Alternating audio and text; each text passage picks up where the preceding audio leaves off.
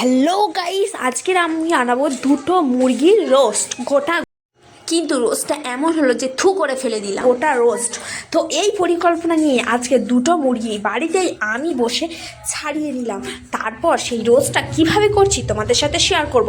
কিন্তু এই আলোচনার পর আমাদের সিদ্ধান্ত হলো যে দুটো মুরগির রোস্ট যদি গোটা করে না খেতে পারি, সেই কারণে আমরা কি করলাম, মাংসগুলোকে ছোট্ট ছোট্ট করে পিস করে নিলাম এবং কিছুটা মাংস দিয়ে দিলাম পিকনিকের জন্য, যেটা হবে একদমই লাল লাল ঝাল ঝাল কষা। আর কিছুটা মাংস আমরা নিয়ে নিলাম একটু এক্সপেরিমেন্ট করব বলে, মানে রোস্ট করব বলে। তো দেখো এখানে কিন্তু আমার বৌদি একে একে সব মশলাপাতি মিশিয়ে নিচ্ছে।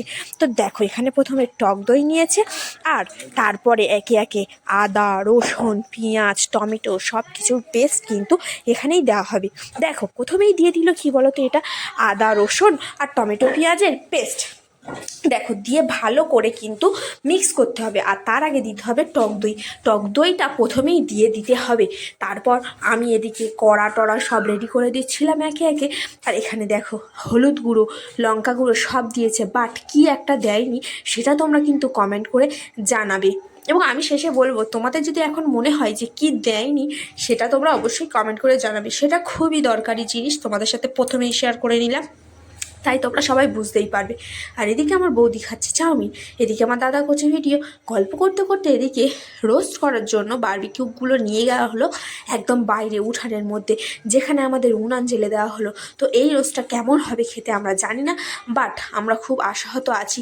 আর ওপর থেকে একটু একটু বাটারও দিচ্ছিলাম যাতে রোস্টটার খুব টেস্টফুল হয়। তো যাই পারে হোক, একে একেরা উল্টাতে পারছিল না, তাই আমি চামচ দিয়ে দিয়ে উল্টে দিচ্ছিলাম, দেখতেই পাচ্ছ তোমরা।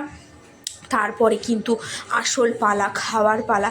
দেখে তো মনে হচ্ছিলো খুব খুব খুব টেস্টি হবে। আমরা লাইফে ফার্স্ট টাইমে এটা এক্সপেরিমেন্ট করছি, আর সবাই দেখো হাঁ করে এখানে বসে আছে। তো এখানে কিন্তু আমাদের রোস্টটা হয়ে এসছে। মানে কি ভাবছো কাঁচা কাঁচা খাবো? হ্যাঁ, রোস্ট খাবো, কাঁচা কাঁচাই খাবো, আবার কি।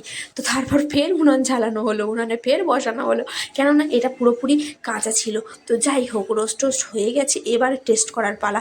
তো এটা নিয়ে একদম গালের মধ্যে দেওয়ার পর বুঝতে পারলাম যে এটাতে নুন দেয়নি আমার বৌদি, আর একেবারে কাঁচা হয়েছে। সেই জন্য নতুন এক পদ্ধতিতে আমরা কি করলাম বলো তো, মাংসগুলোকে নিয়ে একদম কড়াইতে ভালো করে ফ্রাই করে নিলাম একদম অল্প আছে। তারপরে খেতে জাস্ট টেস্ট হয়েছিল না, তোমাদের সাথে কি বলবো বন্ধুরা, জাস্ট জাস্ট জাস্ট একদম অসাধারণ খেতে হয়েছিল।